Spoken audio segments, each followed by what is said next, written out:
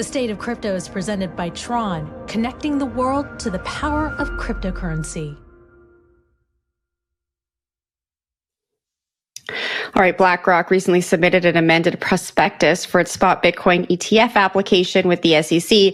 This after a false report that the world's largest asset manager received approval from the agency sent the price of Bitcoin on a short-lived rally. Joining us now is VettaFi Head of Sector and Industry Research, Roxanna Islam. Welcome to the show, Roxanna. Hi, great to be here. All right, let's talk about these changes in BlackRock's new filing. It includes the acknowledgement of the competition in the race for a spot Bitcoin ETF. What does that mean? Yeah, so the thing is with these amendments, we've seen several of these come in over the past week or so. I mean, we've seen BlackRock, Fidelity, and ARK. You know, these are sort of part of the standard disclosures that come with ETF launches. So none of it's really that unusual, and I'm not going to read too much into the details of what's in the disclosure.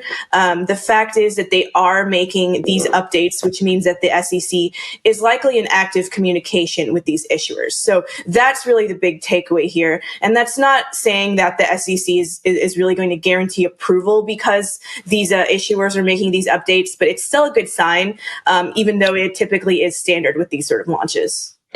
So what kind of update is it, and what does it tell us about how they're communicating with these ETF issuers? Can we garner any information, any sense of how the SEC looks at it, such as pricing is affected, how they price these ETFs, et cetera? Can we pick up, read the tea leaves, if you will, whatever it is that tells us, or coffee grinds, as my grandmother used to do with Turkish coffee. But is there anything to do here that we can predict how the SEC is looking at this and what their real questions and motivations are? Yeah, I mean, if you look at some of these disclosures, they clearly are sort of aiming at coming into launch in the next couple of months. And you can sort of tell, the way that they're discussing, the clarity behind some of the details behind there. However, it really is just some of the standard disclosures behind these ETF launches. I really think that the SEC has been in active communication with these funds.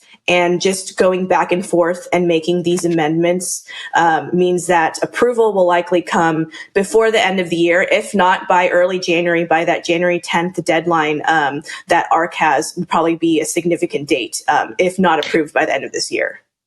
You know, the question I asked the previous guest, and it's a question I asked the other guests as well, is this a way for the SEC to use ETF approvals as a method by which it could potentially regulate the spot markets? Is it trying to gear up, if you will, all these approvals to say, we're in charge of these ETFs, this is an unregulated spot market, we should probably be in charge of that?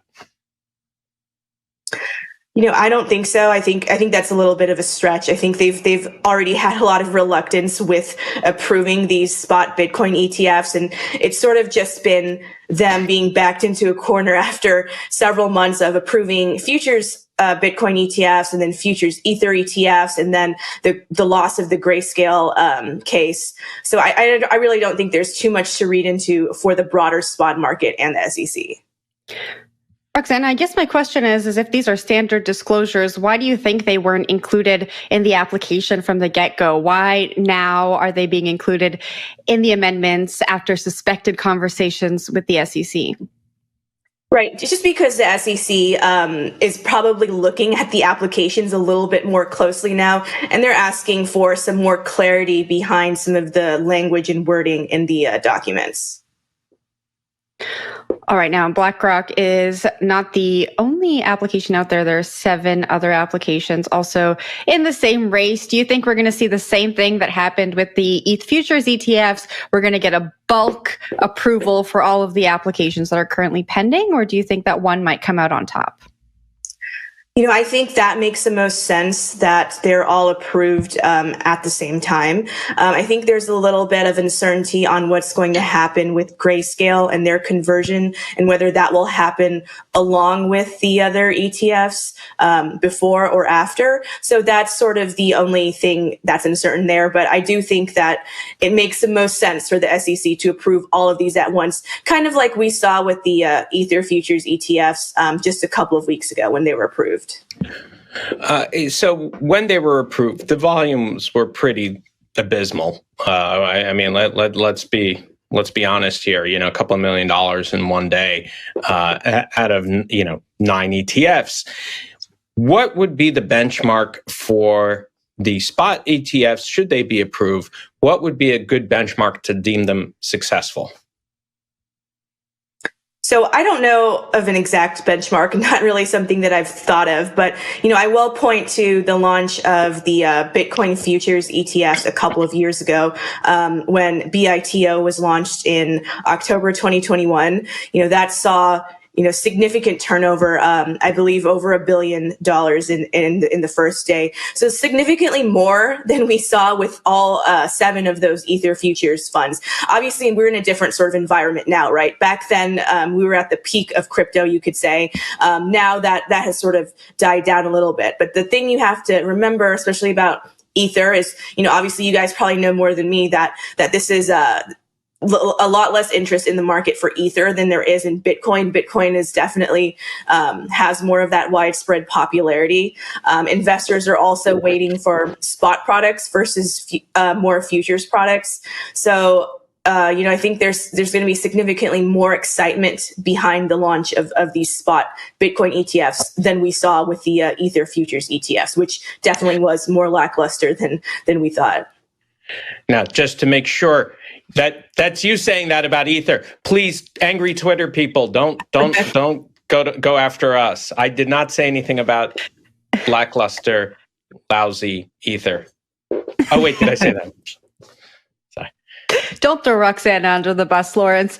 All right, I want to talk about that. I'm under the bus with her.